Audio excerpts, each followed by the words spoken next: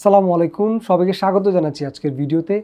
আজকে যে বিষয় নিয়ে কথা বলবো সেটি হচ্ছে অনলাইন জিডি। আমাদের কয়েক বছর আগেও কিন্তু অফলাইনে জিডি করা হতো, অর্থাৎ জিডিটা হাতে লিখে নিয়ে যেতে হতো। তারপর হচ্ছে আপনার থানার ওসি বা দায়িত্বপ্রাপ্ত যে অফিসার থাকেন তিনি সিল মারবেন, সিল মেরে একটা নাম্বার দিবেন, তারপর জিডিটা হয়।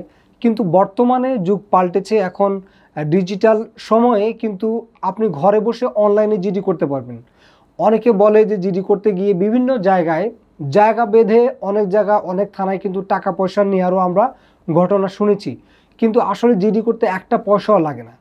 তো আপনার যদি একটা স্মার্টফোন এবং ইন্টারনেট কানেকশন যদি থাকে, সেটা দিয়ে আপনি খুব ইজিলি জিডি করতে পারবেন। আপনার যে কোনো হারানো বিষয়, যে কোনো বিষয় নিয়ে আপনি জিডিটা করতে পারবেন। তো জিডি করতে হলে আপনাকে অনলাইন জিডি নামে একটা অ্যাপস প্লে স্টোর থেকে ডাউনলোড করতে হবে।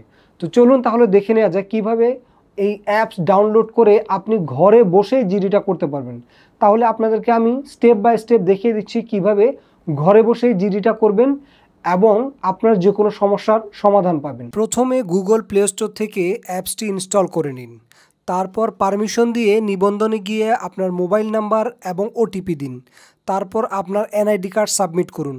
এরপর তাদের দেওয়া ফেস ক্যামেরার নির্দেশনা অনুযায়ী আপনার ছবি তুলুন। এরপর পাসওয়ার্ড সেট করে অ্যাকাউন্ট তৈরি করুন। তারপর মোবাইল নাম্বার এবং পাসওয়ার্ড দিয়ে প্রবেশ করে আপনার ঠিকানা দিন।